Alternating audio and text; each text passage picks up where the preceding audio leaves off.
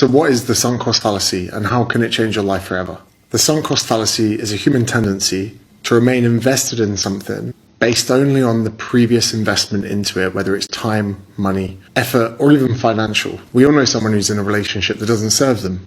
And when you challenge them as to why they're still in that relationship, oh, but we've been together 4 years. This is the sunk cost fallacy. They're remaining in an endeavor so that that 4 years doesn't go to waste. But the reason it's called the sunk cost is because that investment is gone. You ever got halfway through a film on Netflix and thought it's really shit? Someone comes in, oh, how's the film? Oh, it's rubbish. Why are you still watching it? Well, I've already watched the first half. Sunk cost fallacy. All got friends that have gone to university. Oh, how was your first year? Oh, I fucking hated it. Wrong course for me.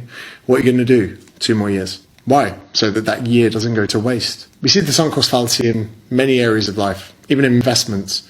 People can't walk away from a sour investment, even like Bitcoin. Many people every day in life are remaining invested in things that don't serve them or suit them, just so their previous energy, effort, or time doesn't go to waste. It's really important that you identify this in your life, and you must ensure you're not invested in something just based off your previous investment into it. And that is the sunk cost fallacy. You know, I really like this guy. Him and Greg Doucette is one of the few creators when it comes to like fitness and stuff like that, that, you know, shoot straight, you know, straight shooter.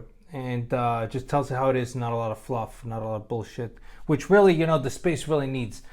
Sunk cost fallacy, great concept, applies to a lot of things in life, and I absolutely agree, except on the Bitcoin, except on the investment. Well, you know, actually, you know, it's really, it's broad. You know, there's a flip side to this. Not only just Bitcoin, which I disagree with, but there's a lot of value in finishing what you start, committing to something, because a lot of things in life, it's not easy. You're not going to want to do it. You're not going to want to wake up every day and go to the gym, since, you know, we're talking about fitness, but you got to do it. All right. It's not like, well, you know, I don't feel like doing that anymore. I'm just going to quit, because why continue? Oh, I'm going to school. I don't like it anymore. I'm just going to quit. You know, who cares? And so the flip side of that is someone who quits every goddamn thing they start. They never finish anything. You don't want to be that guy. So, you know, identify patterns in your life. If you have a personality that is quitting everything, you got to change it. I used to be kind of that way, man. I never kept a job. And I guess it's worked out because, you know, I work for myself. But in a lot of ways, I regret quitting shit when I was younger. You know, I wish I stayed in the army longer. I wish I had finished college. I dropped out of like freaking 5-6 different universities, you know, and I wish I had stuck to that. Would it really have affected my life? I don't know, but it would give me a lot of sense of pride. And now I think that I look back at those things and really think it's a character flaw to not be able to finish something, you know, to once you commit, you got to see it through. This applies a lot when it comes to investments. This is one of those things with diamond hands and stuff like that. Like the sunk cost fallacy, it can burn you, but it also can, you know, it can reward you. You don't want to sell just when things turn sour, man. You know, like you want to make up your mind, make an educated decision. You know, you're like, okay, well, you know, Bitcoin, whatever. I'm going to invest. I believe in this technology or whatever. Say it's tech stock or whatever. You're like, okay, I decide I'm going to do this. I'm going to dollar cost average into it. Or I'm going to buy and I'm going to hold. I'm going to hold for this amount of time. It's on its way up. Well, guess what? You know, everything works in cycles. So for a year or two, maybe it pulls back. Something else goes. Like now, energy's going up. So you want to sell your tech, right? Well, maybe you can, maybe you can't. You know, if you quit, you're going to get screwed. You're going to always be selling at the worst possible time. As soon as you sell, then it's going to go back up. Why? Because you couldn't commit. Because you couldn't trust your instinct. If you made a decision to go to college and you said, I want to get this degree, trust yourself that it was an informed decision. Now, if you decide on your first year, maybe it's not for you, I get it. Maybe quit. But if you get halfway through, don't quit. Go ahead and finish it. What is it going to cost you to go and finish? Drop from full-time to part-time, work on the side, do things. But I'm telling you, there's not a lot of times in life where you have the time and opportunity to study. So don't throw that away.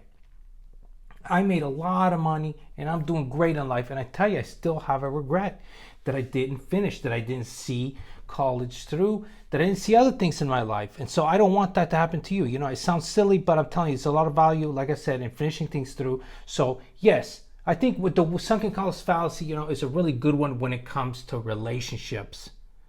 That's one where you really have to take that in, because I see a lot of people, they're good at giving advice when it comes to relationships, but they're really bad at taking their own advice. And if you're with somebody, a year, 5 years, 10 years, and it's not going good, just let go.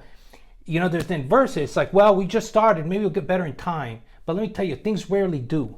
Okay, if it's not good now, it's not going to get better. So sometimes it's just better to cut it. In relationships, I don't know. It's a different kind of thing. It's one of the most important decisions you make in life is the person that's going to be with you day in and day out. And through the right person can help you succeed and literally change your world by being supportive, by helping motivate you. And the wrong person can give things spiral out of control, can spiral things, so you can go to shit. In the end, you're responsible for the decisions you make, the people you surround yourself. So don't blame other people.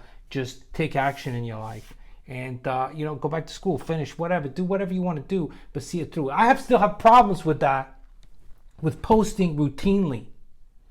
Which is what? Like a month ago, I said, you know what? I'm going to post more often. I'm going to make videos. And for a week, I posted 2 videos a day. And then it becomes a drag. I don't know why. I got a lot of shit on my plate, running 2 businesses. I exercise, I run every day. So I'm actually doing a lot of things in a routine. But I also have a son. And, it's very hard to fit this stuff in. But I try to every day do better than I did the day before. So if you're one of those, maybe I need to start taking that shit that Joe Rogan was talking about on it. That Alpha Brain, right? This is not an advertisement for Alpha Brain, but I'm going to buy some of that stuff and I'm going to take it and see if it helps me be a little bit more focused and keep a better routine. Anyway, thank you guys for tuning in. If you guys want to share your own experiences and stuff, I'll comment, maybe bring it into the next video. We can talk about it. Thank you guys. As always, buy red and sell green.